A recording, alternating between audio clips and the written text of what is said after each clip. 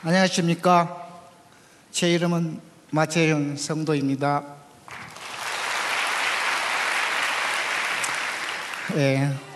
올해 나이 58세이며 저는 키가 작고 깡마르고 아주 못생긴 사람입니다. 29년 전 저는 아는 선배 추천으로 부자가 되겠다는 일념으로 태국행 비행기에 몸을 실었습니다. 그런데 1년의 계약 기간이 지나고 회사를 나오게 되면서 저는 불법 체류가 되었습니다. 태국어도 모르고 길도 모르고 음식도 맞지 않는 저는 태국 땅에서 불법 체류가 된 저는 마치 사막에 버려진 인생이었습니다. 그러나 저는 돈을 많이 벌어 부자가 돼야겠다고 했기에 이를 악물었고 작은 보따리 장사를 시작하게 되었고 이 일은 조금씩 잘 되어서 불법 체류자 신분을 정리하고 정식으로 회사를 설립하게 되었습니다. 모든 게 잘 되고 있던 그때 불행이 시작되었습니다. 잘 나가던 회사가 무너지게 된 것이죠. 태국에 갈 때는 단돈 26,000원을 들고 와서 온갖 고생 끝에 수억을 모았는데 결국 사기를 당하게 되었습니다. 그때부터 저는 수면제를 먹지 않고 잠을 잘 수 없는 불면증 환자가 되었지요.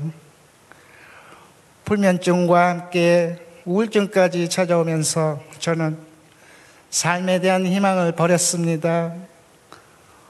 오직 죽어버릴까 하는 생각이 저를 지배하였습니다. 죽음에 묻혀 있는 망상에서 벗어나고 있었습니다. 죽더라도 내 고향 우리 한국 부모님이 묻혀 있는 전라남도 화순에 가서 죽겠다는 생각으로 한국으로 향했습니다. 고향에 내려와 조그만 방을 얻었습니다. 할 일이 없어서 무기력한 모습으로 어느 날 낮에 나무 밑에 앉아 있었는데 그런데 그때 누군가가 지나가는 말투로 저 젊은 사람이 일 없이 왜 이렇게 나무에 앉아 있었을까? 교회나 나가지? 그러면서 저하고 저를 보고 그냥 지나가 버렸지요. 그 말을 듣는 순간 제가 화순 기독교 백화점에서 예배를 드리는 교회가 있으니 예배 드리러 와달라는 말이 떠올랐습니다. 그 말을 저는 조심스럽게 교회에 들어갔습니다. 30평 되는 공간에서 아름다운 교회라는 이름으로 옹기종기 앉아 예배를 드리는 사람들, 그중 설교를 하고 계신 아름다운 교회의 박순영 목사님이 보였습니다. 그게 제 신앙생활이 시작되었습니다. 신앙생활을 시작하며 자살의 충동이 줄어들었습니다. 그러나 그런 시작도 잠시 사탄은 제게 교회에 가는 것을 막으려 했고 저는 다시 문을 잠그고 혼자가 되었습니다. 혼자가 되어 두문불출하던 지난 여름 누군가가 제 집을 두드렸고 문을 닫으려고 하니 문틈 사이로 지나갔던 교회 목사님의 얼굴이 보였습니다. 목사님은 냉수 한 그릇 달라고 하시며 저를 위해 기도해 주겠다고 하셨습니다. 목사님께서도 기도를 시작하자 눈물이 계속 났습니다. 저는 다음 주에 교회를 나가겠다고 약속을 하고 다시 신앙을 생활은 시작되었습니다. 사실 저는 10월 말에 다시 태국에 들어가려고 했습니다. 그런데 부득이하게 티켓을 끊지 못해 11월 말로 연장되었습니다. 어느 날 교회에 오니 목사님께서 다니엘 기도의 현수막을 달아달라고 한다고 해서 저는 제 손으로 교회 입구에 현수막을 달면서 마음속으로 결단을 하게 되었습니다. 다니엘 기도회가 20일간 기도를 하는 기도라는데 마침 태국 가는 날짜도 미뤄졌으니 내가 21일 동안 기도하면서 그동안 수면제를 끊어야겠다는 선포를 하고 과감히 모든 수면제를 쓰레기통에 버렸습니다. 그런데 수면제를 버리고 큰 문제가 있다는 사실을 알았습니다. 저는 밤 9시마다 수면제를 먹어야 하는데 다니엘 기도 시간이 8시에서 10시라 것이죠. 걱정이 되었습니다. 걱정과 염려로 맞이한 다니엘 기도는 첫날 기도하는 마음으로 함께 한날 그날 찬양과 예배 가운데 저를 괴롭히던 두통과 불면증이 사라지게 되었습니다.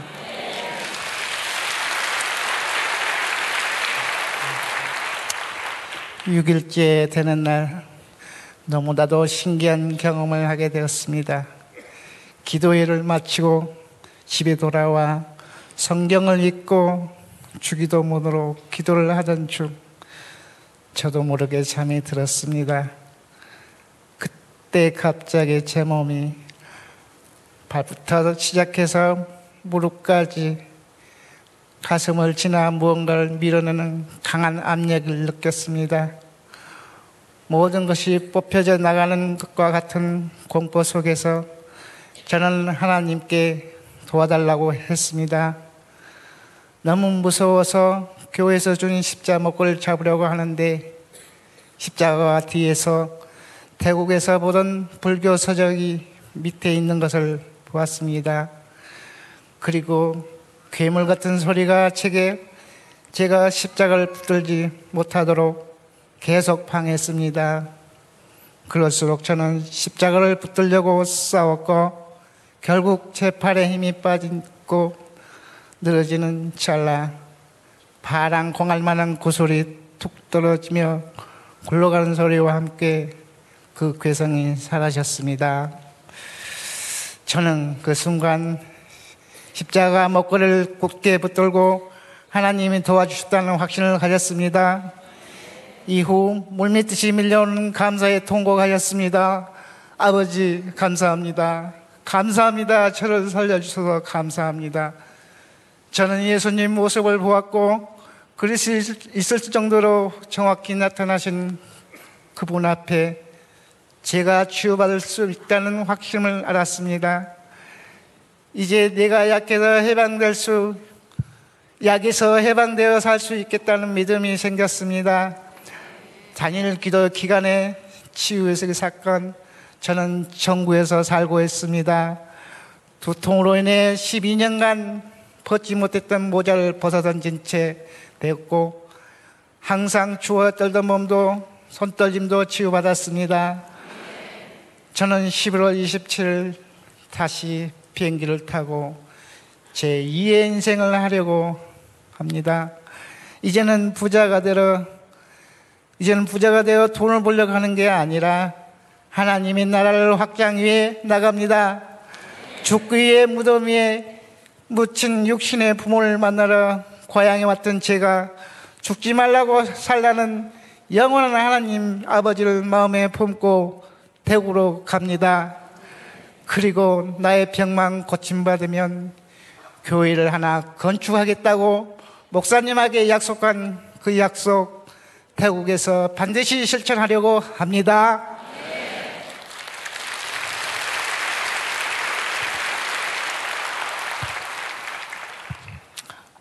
저를 위해 기도해 주십시오. 제가 만난 하나님은 태국의 영혼들도 만나 자유함을 얻을 수 있도록 기도해 주십시오. 살아계신 하나님, 모든 영광을 올려드립니다.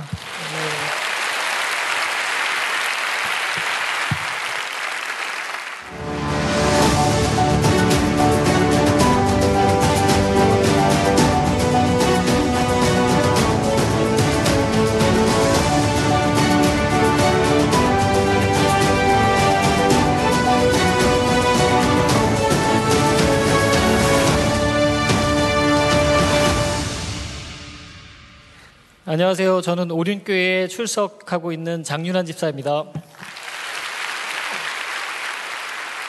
저는 국어학원 강사를 10년을 하고 직접 학원 운영을 9년 정도 하였습니다. 24명의 원생으로 시작하여 5년 만에 230명이 될 정도로 이 지역에서는 알려진 전문학원으로 성장하게 되었습니다. 바쁘게 생활하다 보니까 자연스레 주일 예배만 간신히 드리는 상황이 계속되었습니다. 그러던 2011년, 오래전 일인데요. 은혜를 좀 적당히 받아야 되는데 너무 세게 받아서 다니엘 기도의 은혜로 인해서 하나님에 대한 사랑을 표현하기로 결단했습니다. 가만히 있을 수가 없어서 사랑을 어떻게 표현할까 고민하다가 제가 하는 주일 수업을 정리하기로 했습니다. 참고로 국어 전문학원은 단 한 곳도 예외 없이 주말에 수업이 집중되어 있습니다. 당시 주일 수업 인원이 80여 명, 그리고 주일 매출만 월 1,800만 원 정도 되었습니다. 저는 돈을 좀 적게 벌어도 주일 성수를 하면서 하나님과 더 깊은 사귐을 갖고 싶었습니다. 학원 내외부에 곳곳에 하나님의 사랑과 지혜로 가르치는 학원이라는 문구와 성경 구절을 붙이고 모든 수업을 기도로 시작하고 기도로 끝마쳤습니다. 그러나 돈 좀 적게라고 했는데 좀이 아니었습니다. 생각한 것보다 훨씬 큰 경제적 어려움이 찾아왔습니다. 주변에서 저에게 예수 믿다가 망하려고 작정을 했네 하는 그런 비아냥이 들려왔습니다. 그렇지만 오히려 하나님을 더 신뢰하기로 마음먹었습니다. 그런 상황 속에서 2014년 다니엘 기도회를 맞이했는데 오히려 그때 그 어려움 속에서 더 큰 은혜가 있었습니다. 제가 배우자를 만났습니다.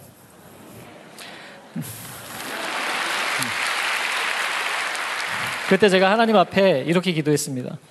하나님, 광야 40년이 무슨 필요가 있습니까? 무조건 순종할 테니까 이 일을 최대한 빨리 끝냅시다.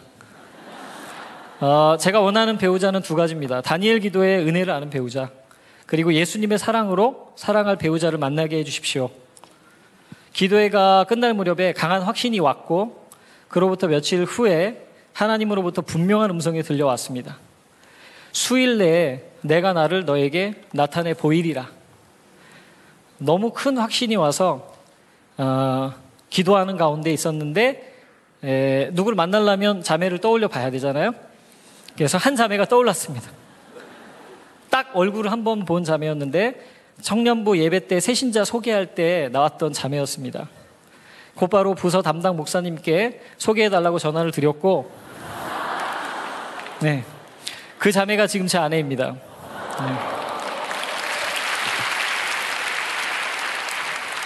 하나님께서 가장 어려운 때 저를 위로할 평생의 동반자를 선물로 주셨습니다. 저희는 만난 지 열흘 만에 결혼하고 싶은 마음이 생겼고 저의 경제적 상황을 다 자매한테 오픈하였습니다. 자매가 하는 말이 만날 때마다 하도 당당해서 돈이 엄청 많은 줄 알았대요. 하나님의 사람이 당당하지 못할 이유는 없습니다. 예, 아내는 저의 모든 상황을 알고도 저와 결혼했습니다. 그런데 안타깝게도 주변에서는 학원 원장님, 사모님 되셨다고 많이 부러워했다고 합니다. 예. 결혼은 했지만 결혼할 돈이 없어서 빚을 내어서 결혼을 했고 학원 임대료, 대출금 등 도저히 감당이 안 돼서 급기야 학원 문을 닫게 되었습니다. 그 전에 학원 가치가 좀 더 있을 때 팔아보려고 백방의 노력을 했는데 하나님은 그걸 원치 않으셨어요. 완전히 저를 낮아지게 하셨습니다. 이전에 잘 나가던 원장일 때는 겪어보지 못한 가진 수모를 겪어보게 되었습니다. 아이들한테도 너무 미안했어요. 남아있는 아이들 때문에 오라는 곳이 있어도 갈 수가 없고 그런 상황이었습니다. 결국 아주 작은 수학학원의 방 하나를 얻어서 강의를 했습니다. 제 얼굴을 몰랐던 어떤 학원 원장님을 만났는데 그 원장님이 제 앞에서 저 앞에 땡땡 국어학원 있잖아요. 원장이 어쩌면 원장이 하나님 어쩌고 저쩌고 하면서 쓸데없는 짓 하다가 망했잖아요. 이러면서 조롱하는 거예요. 제가 그 사람인데. 저는 너무 당황스러웠는데 모르는 척 했습니다. 혼자서 길을 가는데 눈물이 나는 거예요. 도대체 왜 이 지경까지 오게 되었을까? 왜 하나님은 하나님의 자녀가 이렇게 되도록 가만히 계실까? 저는 하나님과의 의리, 아이들과의 의리를 지키려다가 생활이 점점 기울어만 갔습니다. 2017년 저는 결국 남은 아이들을 믿을 만한 선생님께 보내고 완전히 빈손으로 나왔습니다. 동시에 새로운 사업을 해야 했기에 또 빚을 냈고 대출도 이제는 다 막히고 부부의 신용카드로만 생활을 해야 하는 그런 상황이 되었습니다. 카드 빚은 눈덩이처럼 불어났고 월말만 되면 독촉 전화를 마치 안부전화처럼 받았습니다. 그러나 우리는 그때마다 기도하며 오히려 감사를 고백했습니다. 수입이 전혀 없는 상황에도 아내의 권유를 따라 생활에 11조를 드렸고 부모님들께 용돈을 드리는 등 하나님 보시기에 선한 일에는 돈을 썼습니다. 카드 빚으로 11조를 드리는 상황 속에서 아내는 늘 농담조로 이러다 우리 둘 중 하나는 잡혀간다 라고 말하곤 했습니다. 돈이 없는 상황 속에도 우리 부부는 내년에는 다니엘 기도회 참여교회 TV 후원 10대를 하게 해달라고 하나님 앞에 간구했습니다. 그렇게 올해까지 2년을 살았습니다. 그런데 2017년 다니엘 기도회 이후부터 놀라운 일이 시작되었습니다. 학원을 그만두고 새롭게 시작한 사업의 문을 하나님께서 활짝 열어주셔서 2018년에는 단 몇 개월 만에 1억의 빚을 갚게 하셨습니다.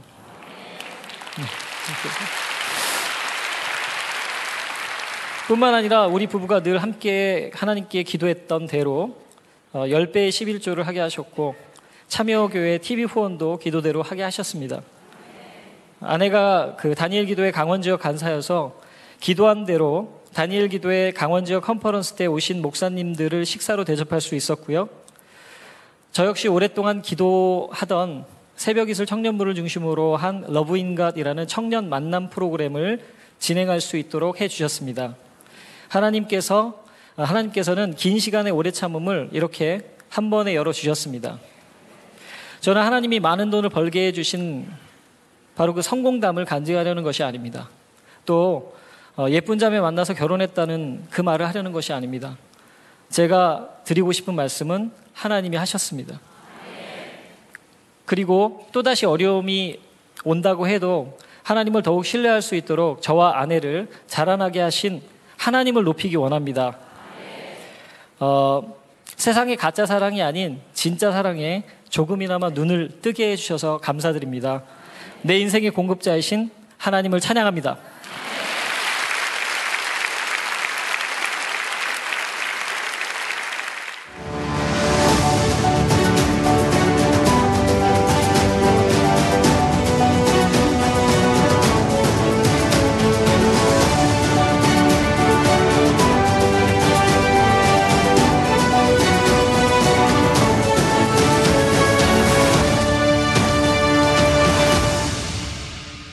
네, 저는 세안교회 김충만 목사입니다. 저희 교회는 4년 전부터 다니엘 기도회에 참여했고요. 4년이라는 기간 동안에 하나님의 일하심이 많이 있기에 하나님을 자랑하려고 나왔습니다. 먼저 우리 성도들이 다니엘 기도를 통해서 받는 은혜와 치유와 회복과 기도의 응답은 말로 표현할 수 없습니다. 성도들이 은혜 받고 마는 게 아니라 밖으로 나가 하나님은 살아계시다 이렇게 이제 증거하였고, 이후 다니엘 기도회를 참여한 이후 3년 동안에 교회가 배가 되는 성장을 이루었습니다. 하나님이 주신 성장으로 인해 예배당이 비좁아서 이제 교회를 건축하기로 하고 설계에 들어갔고요. 이 일도 큰 간증이 될 수 있지만은 그 일보다는 다니엘 기도를 참여한 지 4년여 동안에 이해할 수 없는 일들이 있었는데 그 일에 대해서 좀 말씀을 드리려고 합니다. 그동안 나름 선교는 교회적으로 많이 했는데 국내에 있는 다른 교회들은 섬기지를 못했습니다.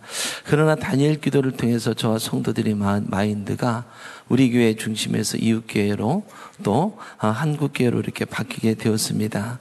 4년 전부터 하나님이 전역교회들을 만들어서 나라와 민족을 위해서 기도하라, 그리고 교회들을 위해서 기도하라 하셨습니다.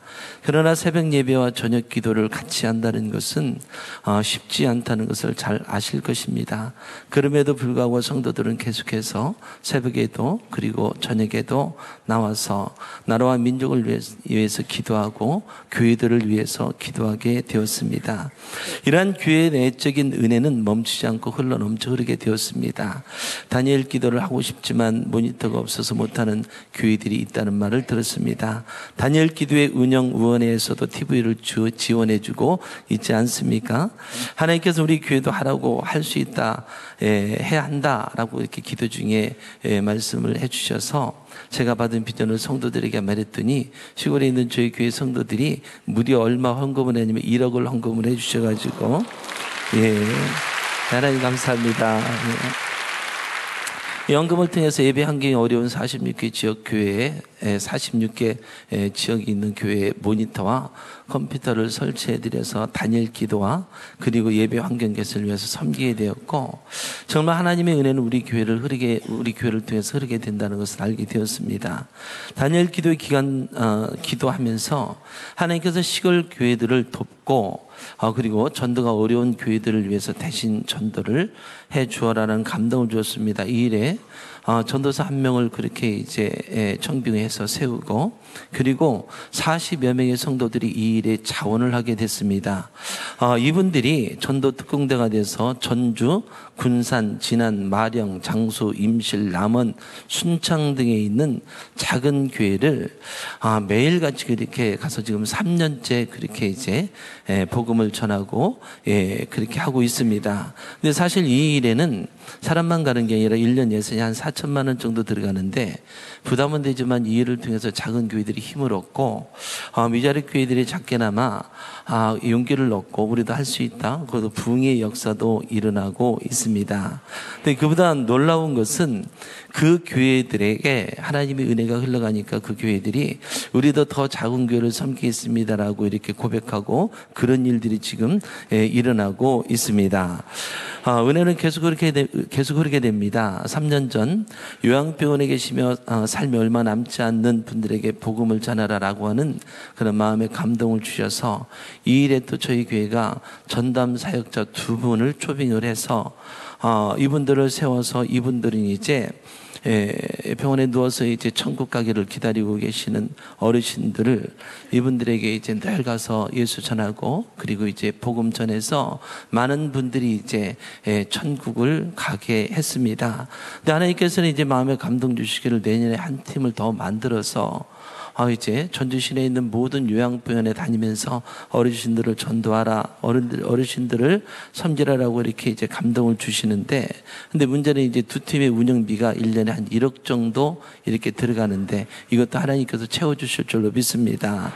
이외에도 약한 교회를 섬기라고 하셔서 시골교회 식당 겸 교육관도 저희가 세우고 이 모양 저 모양으로 섬기는 은혜의 행진이 계속 되었습니다. 이런 일을 하니까 주변에서 우리 세안교회가 큰 교회요, 그리고 부자 교회인 줄 압니다. 그러나 사실 저희는 빚도 있고 아까 말씀드렸던 것처럼 성전 건축도 해야 되는 상황이고 민감한 문제지만 제가 액수를 말씀드린 것은 지금 이 모든 일이 저희 교회가 할 수 있는 범위를 지금 훨씬 넘어선 일이기 때문에 그렇습니다. 그럼에도 불구하고 너무 감사한 것은 하나님이 감동을 주실 때마다 성도님들이 한 마음이 되어서 적극적으로 이 일에 동참하게 된 것입니다. 다니엘 기도를 통해서 성도들이 많은 은혜를 받았고 하나님께서는 성도들의 마음속에 은혜는 멈춰 있는 것이 아니라 흘러가게 하는 것이다 라는 것을 분명히 알게 하셨습니다.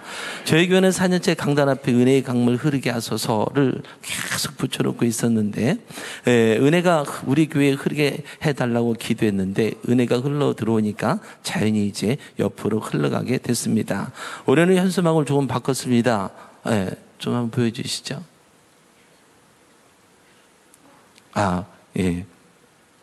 은혜의 강물 나를 통해 흐르게 하소서라고 그렇게 이제 저기 있네요. 좀 있게 보여서 멋있게 보여서 이렇게 또 바꾸어서 달았습니다. 더 많은 은혜가 우리 교회를 통해 흘러가게 해달라고 지금도 우리가 기도하고 있습니다. 그러나 사실 그동안 저는 이제 하나님이 하라고 감동 주셔서 했는데, 예, 그런 의문점이 있었습니다. 왜라는 질문을 많이 했습니다. 왜?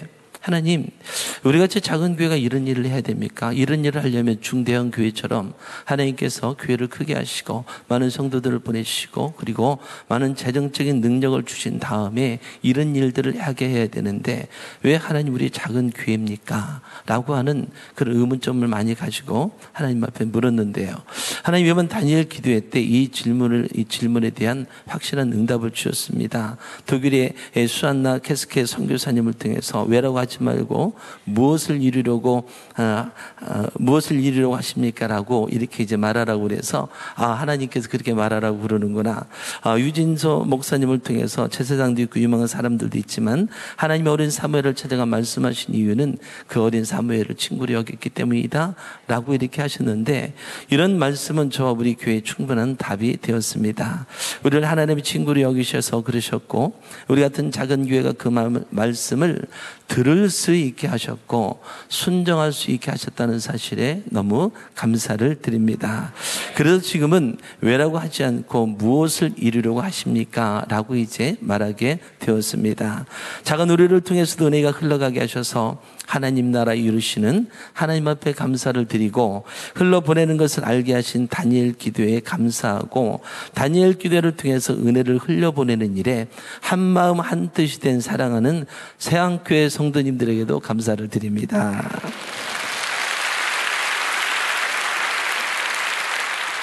하나님 오늘도 다니엘 기도에 참여하는 1만 1000개 교회와 성도들을 향해 하나님의 친구라 말씀하시며 은혜를 흘러가게 하라고 말씀하고 계십니다.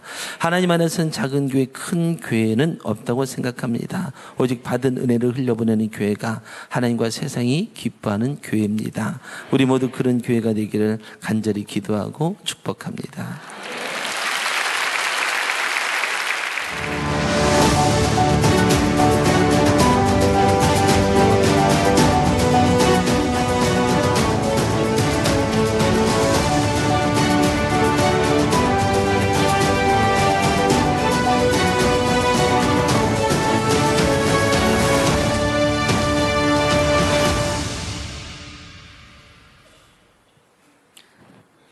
안녕하세요. 저는 김은희 성도라고 합니다. 저는 모태신앙으로 유치부 때 하나님을 만난 순수한 마음으로 성인이 될 때까지 주일 한번 빼먹지 않은 나름 모범 신자였습니다. 그러나 성인이 되어가면서 순수하고 뜨거운 마음은 처음과 달리 식어갔습니다. 2015년 결혼을 했고 3개월 만에 아이가 생겼습니다.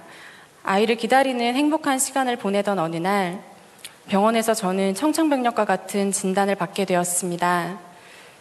뇌기형, 뱃속 아기가 태어나도 1년을 넘기기 힘들 거라는 믿을 수 없는 소식이 폭풍처럼 우리 가정을 덮쳤습니다. 하나님, 우리 아기 제발 살려주세요. 치료해주세요.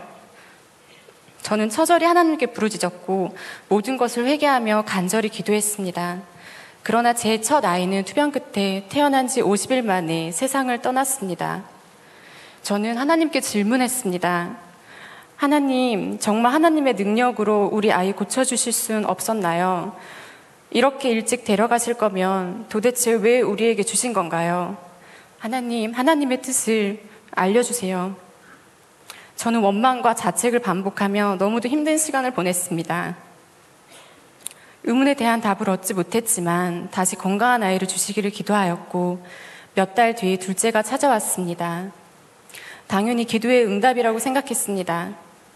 그러나 임신 4개월, 아이 심장 이상 소견이 좋지 않았습니다. 심장 좌심실이 너무 작아서 대학병원을 가보라는 진단, 저는 제 귀를 의심했습니다. 더 이상 받아들일 힘이 남아있지 않았습니다. 첫 아이를 뇌의 아픔으로 떠나보냈는데 둘째는 심장이라고 오진일 거라는 마음의 소망과는 달리 대학병원 검진 결과 둘째 아이는 선천성 심장 기형이었습니다. 태어나면 바로 수술을 해야 하며 이후 몇 차례 수술을 더 해야 할지 지켜봐야 한다는 것입니다. 저는 하나님을 원망했습니다. 하나님도 너무하시지. 아이가 무슨 죄가 있다고 한 명도 아닌 2명이나 아프게 하실까. 저는 둘째 아이마저 먼저 보내게 될 것에 대한 두려움으로 결박되었습니다. 다 내려놓고 죽고만 싶었습니다. 이런 흔들림 속에 저는 점점 사탄의 먹잇감이 되어가고 있었습니다. 그런데 그때 주님의 음성을 저는 들었습니다. 사랑하는 내 딸아, 내가 마음 아픈 것보다 내가 더 마음이 찢어지게 아프다. 나에게 널 향한 뜻이 있다. 내가 널 아주 많이 사랑한다. 저는 주님의 음성 앞에 바로 무릎을 꿇었습니다. 그 놀라운 사랑에 하염없이 눈물을 흘렸습니다. 그대로 저는 기도했습니다. 하나님, 저는 하나님의 계획을 다 알지 못하지만 있는 자리에서 그저 기도합니다. 우리 아이 살려주세요. 수술하지 않고도 건강하게 살 수 있도록 허락해 주세요. 그런 기도를 드리던 때 저희 부부는 오륜교회에 등록을 하게 되었고 그해 2017년 심장이 아픈 나의 아이 하민이가 태어났습니다. 하민이는 1년 동안 무려 3번의 큰 수술을 해야만 했습니다. 매번 수술 때마다 이번이 마지막 수술이 되게 해달라고 기도했지만 그런 제 기도에는 응답하지 않으셨습니다. 수술 횟수는 그저 제 욕심이었던 것 같습니다. 사실 이미 하민이는 기적을 경험하고 있었습니다. 매번 수술이 다음 단계로 넘어가기 힘든 상황에서 하나님은 그 산을 우리 하민이와 함께 넘고 계셨습니다. 제가 원하는 기적은 아니었지만 하나님은 우리 가족의 일상 속에서 하나님의 큰 일을 행하고 계셨습니다. 수술하지 않고도 건강하게 살 수 있는 그런 특별한 기적은 아니었지만 생사를 다투는 수술의 높은 산을 넘게 하신 것이 기적이고 아직 보이지는 않지만 보이는 것보다 분명한 하나님의 돌보심이 큰 기적이었습니다. 아직 남은 수술도 있고 20대 이후 발병할 수 있는 합병증을 예방하기 위한 약물을 개발을 기다려야 하지만 저는 기도합니다. 원기 아빠 홍성원 목사님 말씀처럼 하나님보다 앞서 생각하지 않고 주어진 하루하루의 시간에 최선을 다해 사랑할 것입니다. 내일이 아닌 오늘을 감사로 살아내려고 합니다. 이한영 교수님 간증처럼 하나님께서는 고난의 현장에서 지켜만 보고 계신 것이 아니라 고난에 함께 하신다는 말씀을 진심으로 믿게 되었습니다. 저와 고통을 나누시는 주님, 저는 그분 앞에 기도의 현장에서 깨어 승리할 수 있도록 기도하게 되었습니다. 2018년 다니엘 기도회에서 받은 말씀 그 자체가 제게 위로였고 살아갈 힘이었습니다. 혹시 주님의 뜻이 나의 뜻과 다르더라도 실수가 없으시기에 신실하시기에 선을 이루시는 분이시기에 그리 아니하실지라도 감사할 수 있게 되었습니다. 지금 이해되지 않는 저의 현실이 하나님 안에서 살아간다면 이해되는 날이 올 것이라 믿습니다. 이제는 고백합니다. 주님 뜻대로 하소서. 위대하신 나의 주님, 홀로 영광과 존귀를 받아주소서. 감사합니다.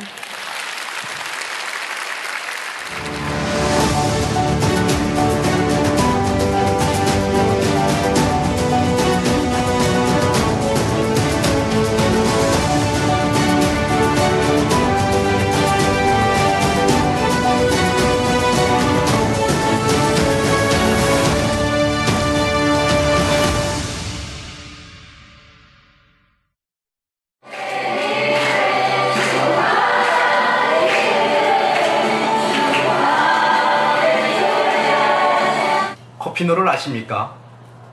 코피노는 한국인 남성과 필리핀 여성에 의해 태어난 필리핀 여성들과 함께 지독한 가난 속으로 버려진 가여운 아이들입니다. 이 아이들은 필리핀 자국에서도 소유된 아이들입니다. 저는 한국인 아빠에 의해 버림받은 사랑스러운 코피노 아이들을 복음을 통하여 훌륭한 기독교인으로 세우기 위해 2013년 6월 개척하여 사역하고 있는 필리핀 세부 사랑과 나눔 교회 김태민 목사입니다. 사실 저희 교회는 다니엘 기도에 참여가 불가능한 교회입니다. 가난하고 어려운 지역이라 전기를 전략하기 위해서 저녁 9시면 잠을 자야 합니다. 그리고 성도들의 집이 동서남북으로 흩어져 있어서 일일이 모시러 가지 않으면 자발적으로 교회당에 오기가 어렵습니다. 개인적으로 오려면 2시간에서 3시간 정도가 소요되죠. 또 교회에서 저녁 식사도 제공해 줘야 합니다. 저와 저희 교회 상황으로는 도저히 다니엘 기도회에 참여할 수가 없는 그런 상황이었습니다.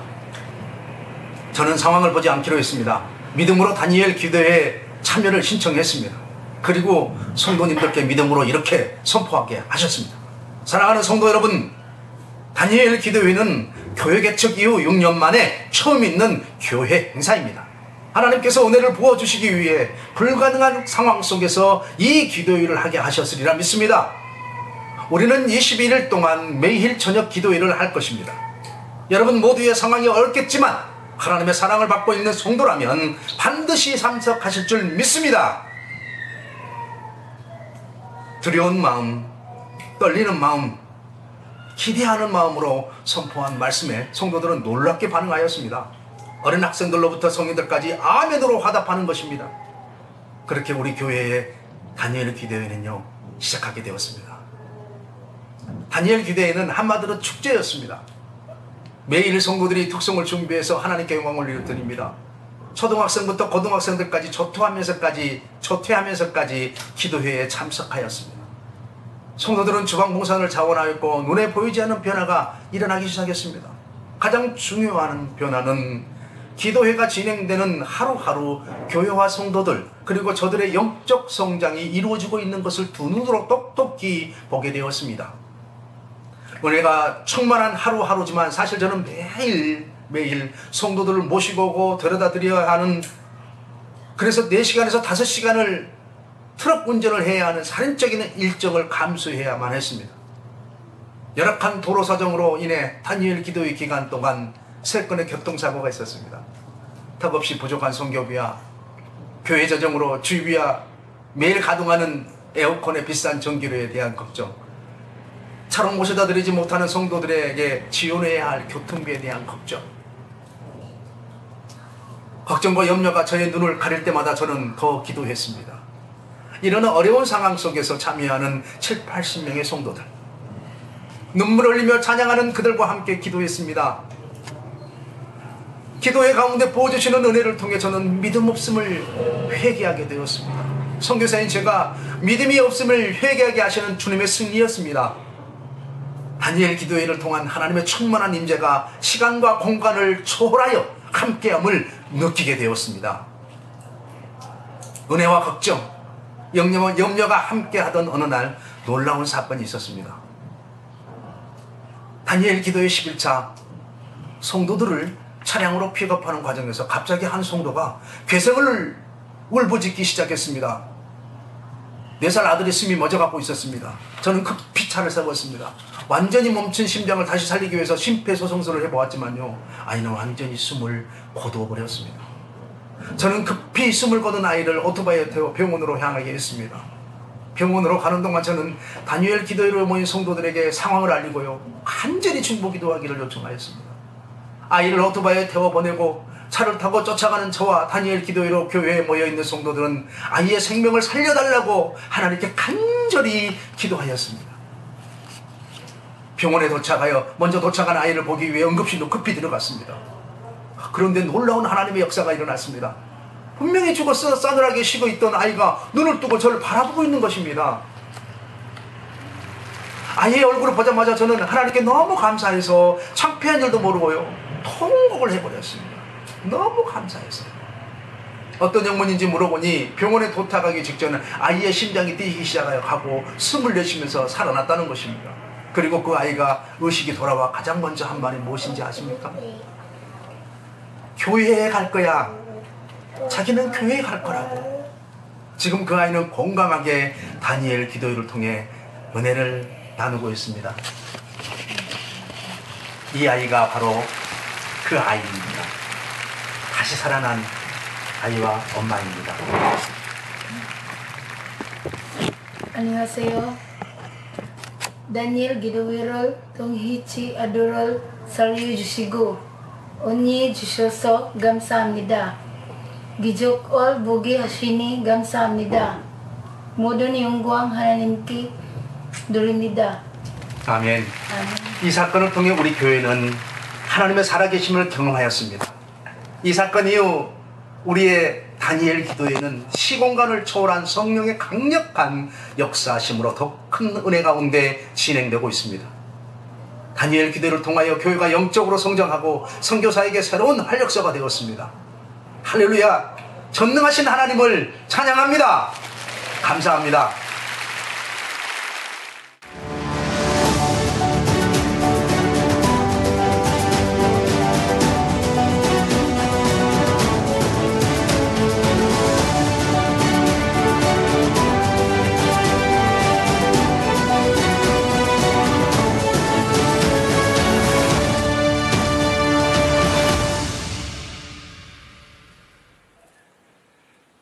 하늘샘교회 정진희 목사입니다. 다니엘 기도회의 은혜가 한 주가 지나고 있던 2017년도 11월 6일 오후 3시쯤 전화기 너머로 도저히 믿을 수 없는 소식을 들었습니다. 개척한 지 얼마 되지 않은 우리 하늘샘교회가 불타고 있다는 소식이었습니다. 저는 교회 사업자 등록증을 만들기 위해서 세무서에 와 있었는데 가는 동안 불은 점점 더 번져가고 있었고 집 2채가 전소되어서 교육관에 이어 교회 카페 쪽으로 불이 번지고 있다는 현실이었습니다. 저는 너무나 놀랐지만 부를 수 있는 것은 주님밖에 없었습니다. 주님 어떻게 이런 일이, 이렇게 엄청난 일이 일어날 수 있습니까? 나름 한평생 주님의 부르심에 순종하려고 시골 목회를 사명으로 알고 살아왔습니다. 저는 그렇게 기도하며 하나님께 부르짖었습니다. 저는 남편 김재호 목사님과 함께 사역하는 부부 목사입니다. 하늘샘 교회에 오기 전까지 열악한 섬에서 목회하다가 수많은 어려움과 오해를 겪었습니다. 복잡한 마음을 뒤로하고 산골 마을에 교회를 예쁘게 짓고 개척 예배, 창립 예배를 드린 지 5개월도 안 된 시점에서 화재가 나서 이 감당할 수 없는 슬픔을 맞이하게 됐던 것입니다. 교회에 불이 났다는 소식을 듣고 서울에 있는 세 딸에게 긴급하게 중보 기도를 요청했습니다. 한별아, 우리 교회에 불이 났어. 지금 빨리 언니들에게 중보 기도 부탁해. 내 정신이 아니었습니다. 인간적인 감정으로는 너무 충격적이었지만 저는 제가 가장 신뢰하는 하나님의 이름을 부르며 선포했습니다. 주님은 불이 나게도 하시며 불 속에서 회복하게 하시는 전능하신 하나님이심을 믿습니다. 이런 일이 일어난 것은 재앙을 위장한 하나님의 축복임을 믿습니다. 저는 계속해서 아버지만 외치며 운전하고 달리기 시작했습니다. 그러다가 그 외침이 아버지 감사합니다, 아버지 감사합니다, 아버지 감사합니다, 그렇게 외치고 있었습니다. 그동안 선목의 어려움, 빈손으로 개척을 했던 시간들, 그리고 그동안의 모든 시련과 아픔들이 이렇게 가장 어려울 때 주님을 신뢰할 수 있도록 준비시켜 주신 것이었습니다. 하나님을 향한 철저한 믿음 하나만으로 견딜 수 있었습니다.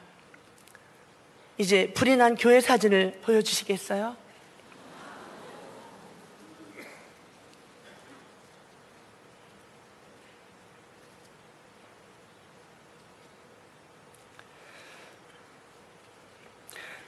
교회에 도착해보니 얼마나 큰 화재였는지 소방차 12대가 교회 앞에 와 있었습니다.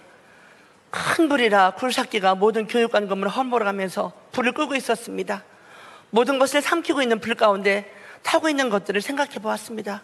그 안에는 남편 김 목사님이 정말 사랑하는 3,000여 권의 책도 있었고 또 제가 사랑하게 또 소중하게 생각하는 것들도 있었습니다.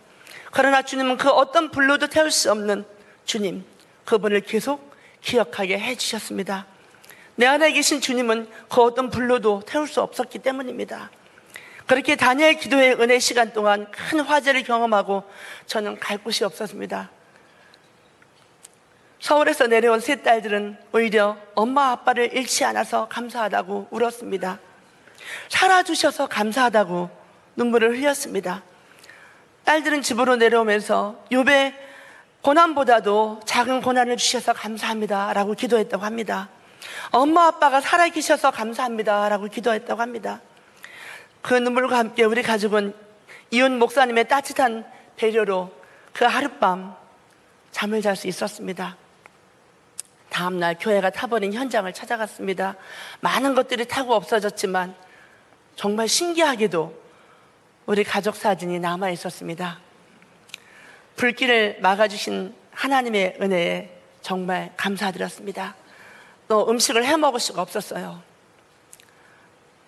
햇반이랑 인스턴트 식품을 먹고 또 잠잘 곳이 당장 없었습니다. 그래서 찜질방에서 자기도 하고 노인정에서 자기도 하고 또 그러면서도 영상을 통해 다니엘 기도에 은혜를 받으면서 하루하루 견뎌낼 수 있었습니다.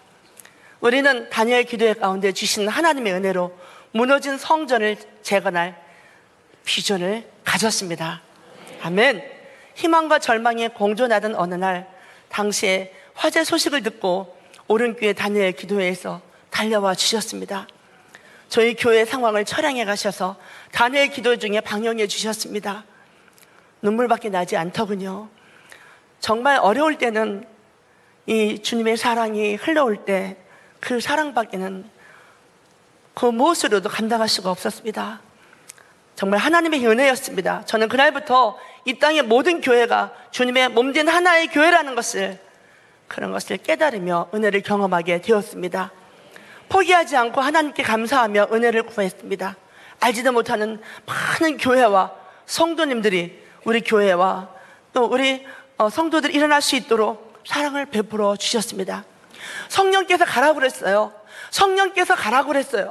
여기저기서 사람들이 또 기도하던 분들이 달려오기 시작했습니다. 사실 내 교회 돌보기도 바쁘고 교회마다 경쟁하는 것과 같은 세상 속에서 하나님께서는 수많은 교회와 성도님들의 사랑을, 손길을 느끼게 해주셨습니다. 개척한 지 5개월 만에 일어난 교회가 전소되어 버리는 화재 사건을 통해서 저는 이 땅의 모든 교회가 하나 된 주님의 몸된 교회구나, 주님의 사랑이란 이런 거구나 라는 것을 고백하게 되었습니다. 저는 저희 하늘샘 교회는 2018년도 다니엘 기도회를 아름답고 깨끗한 예배당에서 은혜 가운데 드릴 수 있었습니다.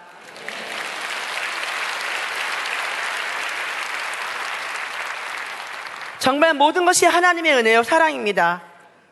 한번 오십시오. 너무 아름답게 잘 지어졌습니다. 저와 저희 교회도 이렇게 더 연약한 교회를 섬기는 교회가 되려고 합니다. 나보다 남을 낮게 여길 것입니다. 화재가 트라우마로 남지 않게 하시고 고난 가운데서 더 깊은 은혜를 주신, 은혜의 사건이 되게 하신 하나님을 사랑하고 찬양합니다. 모든 영광 하나님께 올립니다. 아멘.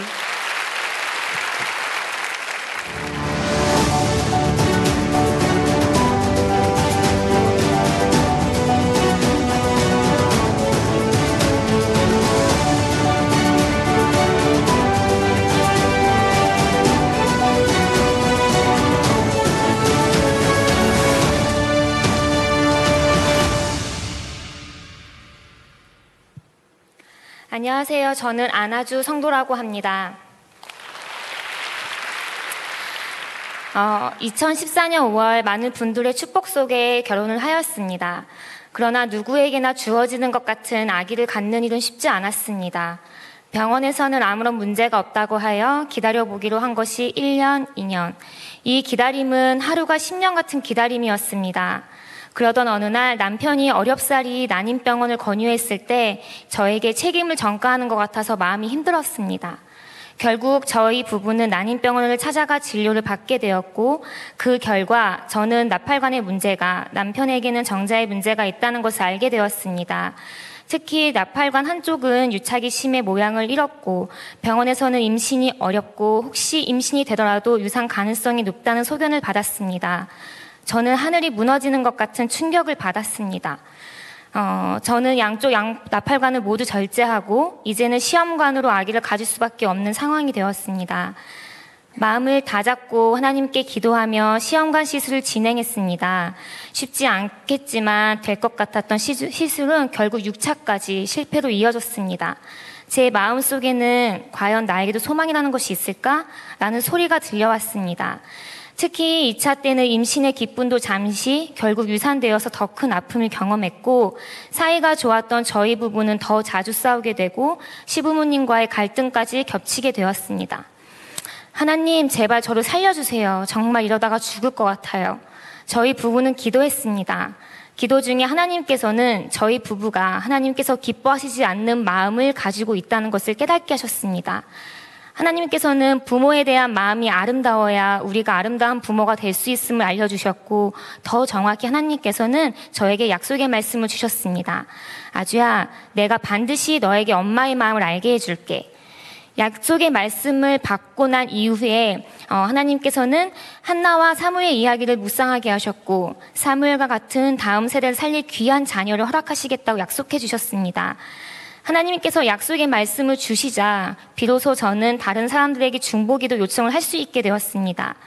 가족들에게도 숨겼던 이 어려움이 하나님의 약속을 믿고 기도 요청을 하고 기도하면서부터 놀라운 일들이 일어나기 시작했습니다. 저와 남편은 20살이 넘은 성인이 되어서 하나님을 알게 된 믿음의 1대 가정입니다. 양가 부모님들께서는 기도 제목을 나누는 과정을 통해서 하나님을 믿게 되었고, 특히 저희 어머니는 이 기간 동안에 주님을 영접하게 되었습니다.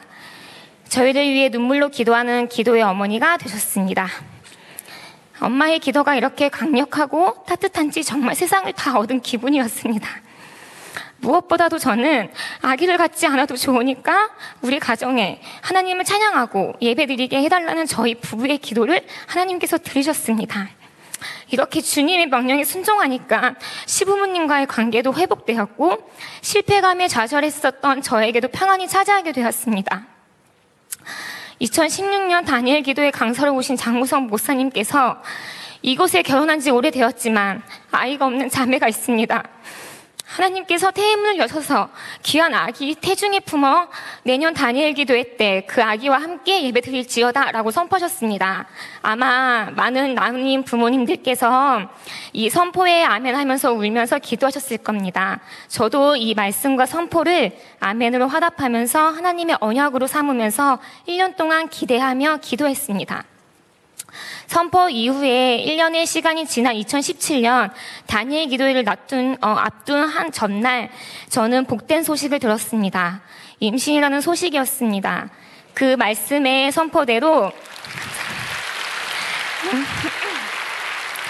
저는 2017년 다니엘 기도회 동안 뱃속의 아기와 함께 예배드릴 수 있게 되었습니다. 이런 경험이 아니었다면 저는 생명의 신비함도 엄마가 될 준비도 못한 더 부족한 사람이었을 것입니다. 하나님은 세심하게 간섭하셔서 보다 지혜롭게 준비하도록 기도하게 하셨습니다. 무엇보다 뱃속에서부터 살아계신 하나님을 경험하는 아이로 자라게 하신 하나님께 감사드립니다.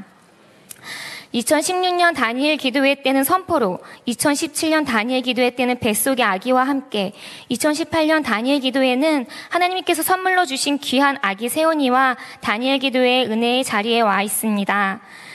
하나님께서 주신 은혜 감사합니다. 하나님께서 주신 이 은혜를 잊지 않고 누리며 갚으며 살아가겠습니다. 그리고 저뿐만 아니라 간절히 아기를 원하는 이 세상의 모든 엄마 아빠들이 하나님의 은혜로 귀한 자녀를 선물로 받기를 진심을 담아 기도합니다. 생명의 주관자는 하나님이십니다.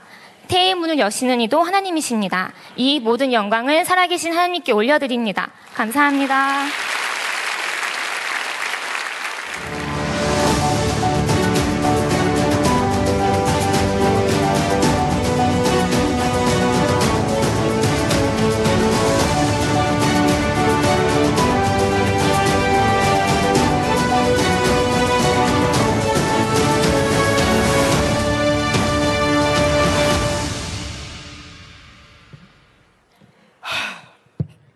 청심환 먹고 올라오길 잘했습니다. 안녕하세요. 저는 주본양 교회에서 신앙생활을 하고 있는 박영희 집사입니다. 저는 과거에 어둠의 영에 사로잡혀서 방울을 들고 부채를 들고 엽전을 던지면서 무당으로 거짓된 삶을 살았던 사람입니다. 거지되기 동자 등이었고 사람들 문제를 맞추는 속이는 자의 삶을 살았던 것이죠. 지금 생각해 보니 그 모든 일은 영혼들을 지옥으로 보내는 일이었습니다. 그러나 하나님은 저 같은 사람도 만나주시고 믿게 하셔서 저는 어둠의 영으로 더 헤어날 수 있게 되었습니다.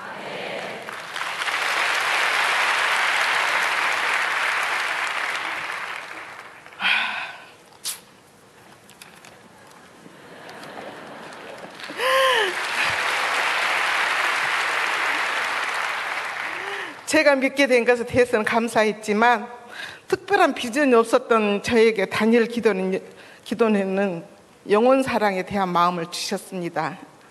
그동안 지옥으로 인도하는 삶을 살았던 저의 모든 모습을 뒤로하고 이제는 주님 앞으로 영혼들을 안내해야겠다는 비전을 주셨습니다. 특히 이번 다니엘 기도의 기간 동안에 이한영 교수님의 그 누나를 사랑하는 사람과 무당 엄마를 사랑한 주명식 목사님의 영혼 사랑의 간증은 저를 준비된 말씀이었습니다. 주명식 목사님 말씀을 들은 다음 날이었습니다. 저는 우연히 길에서 주변 교회 어떤 권사님과 대화하던 중 제가 과거 무당이었음을 지나간 말로 슬쩍 했는데 다음 날 새벽 전화벨을 울렸습니다. 어제 저와 얘기한 권사님이셨습니다. 저는 권사님 새벽부터 웬일이세요? 물었더니 권사님께서는 당신의 시어머니가 90세가 가까우신데 여전히 무당으로 있다는 이야기를 하셨습니다.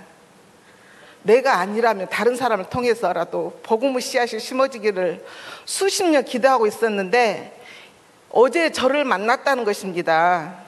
권사님은 눈물을 흘리시며 집사님도 과거에 그런 색이 있었으니 우리 시어머님 좀 살게 해주세요. 우리 어머니 주님께 영접하게 해달라고 저에게 전화를 하신 것입니다. 제 마음속에 무엇인지 모를 강한 전류가 흘렸습니다. 마치 주님께서 제자들에게 가서 전하라! 이런 말씀과 같이 제 마음이 강하게 다가왔어요.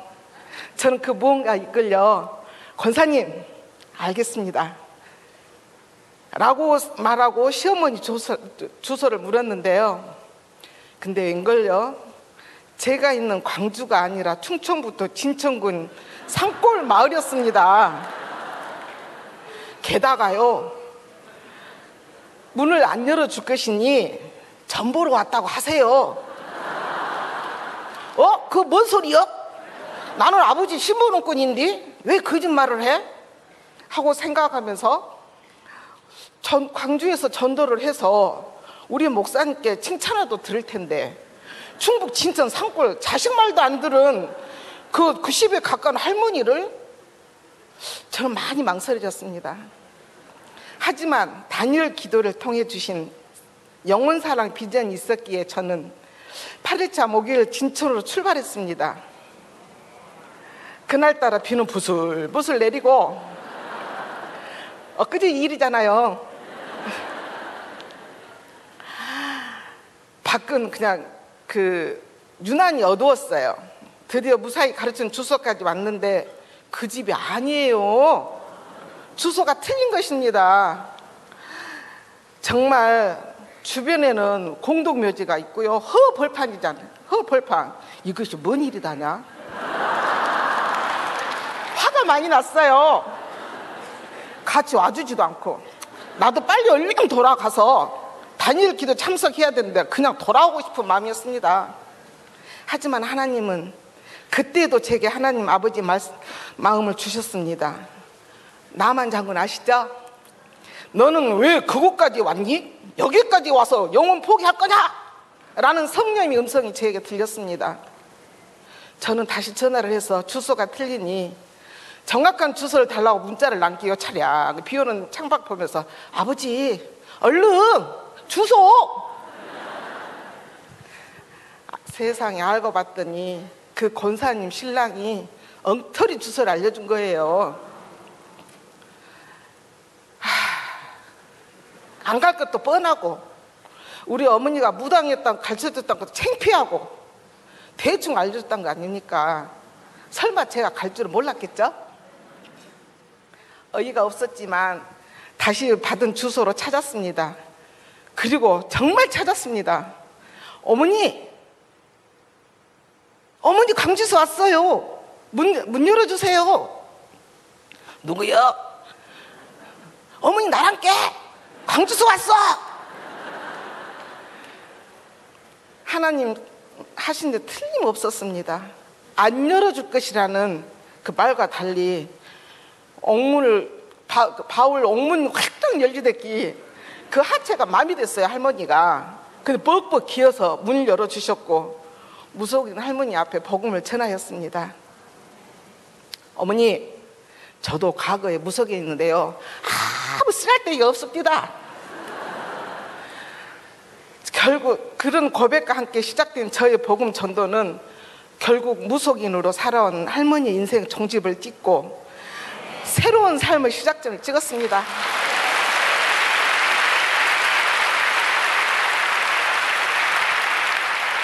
할머니는 앞으로 무당 노릇을 하지 않을 것이며 하나님이 가장 큰 부신이라고 고백하셨습니다. 너무 쉬운 전도였습니다.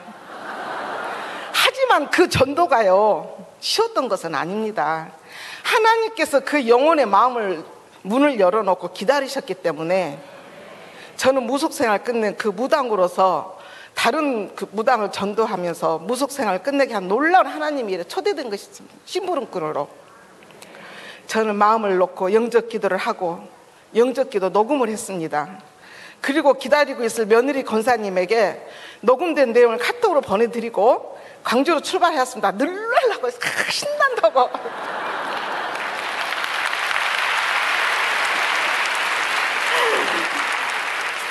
그런데 15분간 운전해 가고 있는데 갑자기 며느리 권사님한테 전화가 왔습니다. 집사님, 우리 어머니가 영접기도 하신 후에 아멘 하셨나요?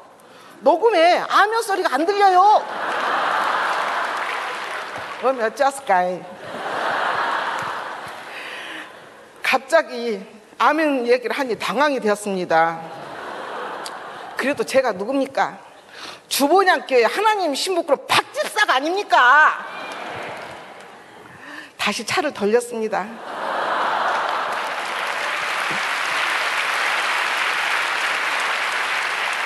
집에 찾아가 다시 문을 두드렸습니다. 그런데 만나는 순간 무속인 어머니가 이런 말씀을 하시는 거였어요. 좀 전에 집사님 있을 땐 좋았는데 가고 나니 가슴이 먹먹해 죽겠어. 답답해서. 오메 아버지, 저는 어머니께 이렇게 기도하라고 했습니다. 어머니, 저를 따라해 보세요. 나사렛 예수 그리스도 이름으로 명하노니 어둠의 영은 물러갈지어다. 물러갈지어다. 나사렛 예수 그리스도 이름으로 명하노니 어둠의 영은 물러갈지어다. 몇 번 그렇게 기도하고 어머니의 마음이 어떠시냐 물었더니 어머니와 시원하네, 편해, 가슴이 편안해졌다. 할렐루야. 저는 찬송을 부르고 눈물을 흘리며 차 안에서 스마트폰으로 다니엘 기도를 들으며 강주로 달려왔습니다. 교회에 도착하니 벌써 9시. 저는 비로소 하나님께서 왜 저를 무당의 자리에서 하나님의 자녀로 옮겨주시고 왜 저를 살려주시는지 누군가의 영혼을 살리라는 걸 깨닫게 되었습니다. 사랑하는 다니엘 기도에 통참하는 모든 성도 여러분, 많은 소중한 영혼들을 지옥으로 인도한 제가 이제는 더 많은 사람을 옳은 대로 인도하게 되었습니다. 이런 동기를 부여해준 다니엘 기도를 통한 하나님에 감사드리며 저는 영적으로 기도해 준 우리 교회 목사님과 성도님들께 진심으로 감사드립니다. 주님 오시는 그날까지 이만 변치 않고 영혼 살리는 데 앞장서기를 소망합니다. 사랑하는 모든 성도 여러분, 우리 아버지 멋지지 않나요? 최고예요.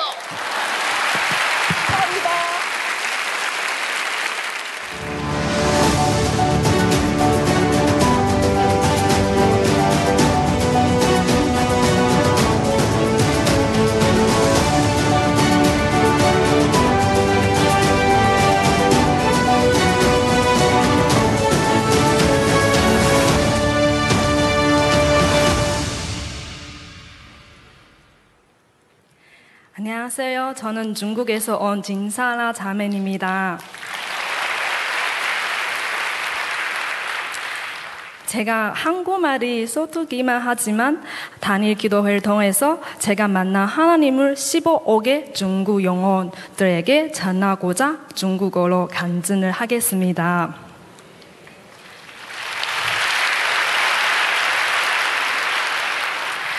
2008年，我来到韩国，在建国大学开始了我的博士课程。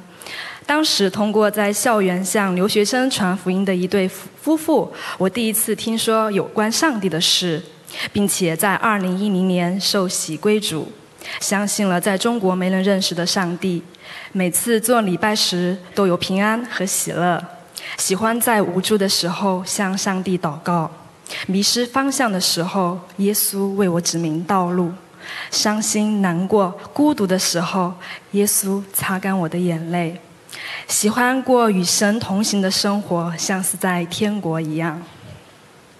上帝知道我内心深处的伤害。高一的时候，我父母离异了，当时的我很冷漠，认为只要家里没有争吵声，可以安静学习就可以了，把父母离婚对我的伤害包裹起来，深深埋在心里。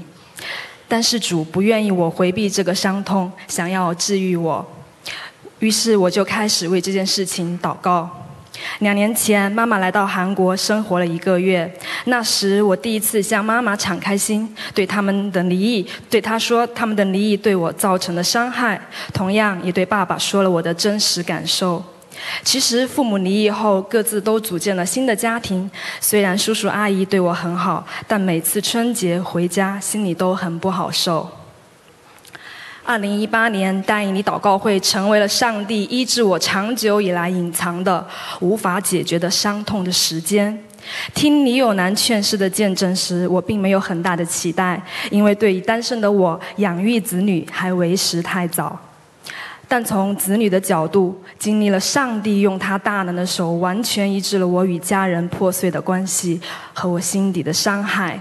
所以在祷告的时候，我开口向上帝说，主，感谢你赐给我2个家庭，让我可以得到4名父母的爱。感谢主医治了我，不再认为父母的离异是一种羞耻。在祷告中，我不断流泪，因为通过这次带你祷告会，上帝治愈了我心灵的伤处。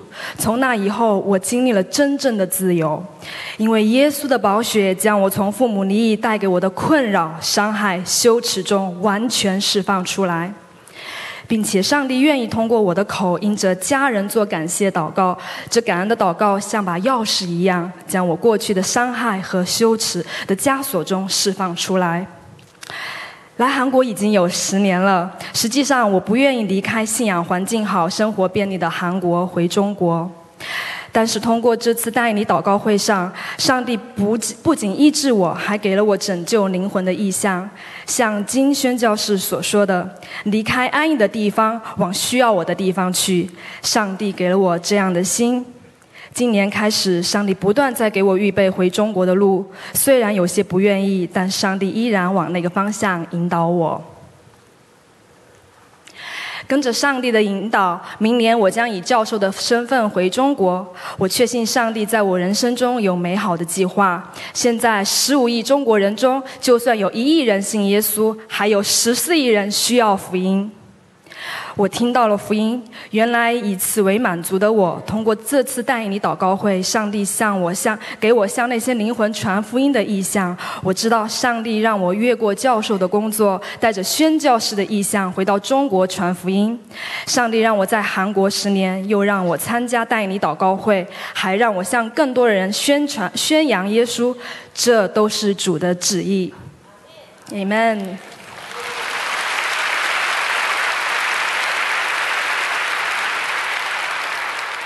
这次带你祷告会中文礼拜部的一位姐妹为我祷告说，在我回国前，我所有的伤害都要被神医治，以一个新造人回到中国，向更多的人传扬耶稣。确信这是圣灵通过这次带你祷告会让我回中国。听说宣教士都有差派的教会。我想我有比任何宣教士都多的差派的教会和为我祷告的人。相信参加带领你祷告会的这1万多间教会都是差派我的教会。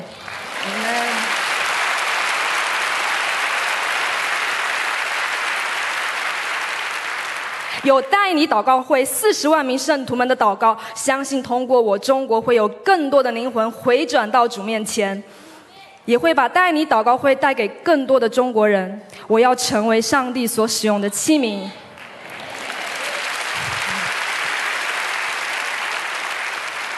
主啊，我要为你得着中国。Amen。모든 영광 하나님께 올려드립니다. 아멘. 감사합니다.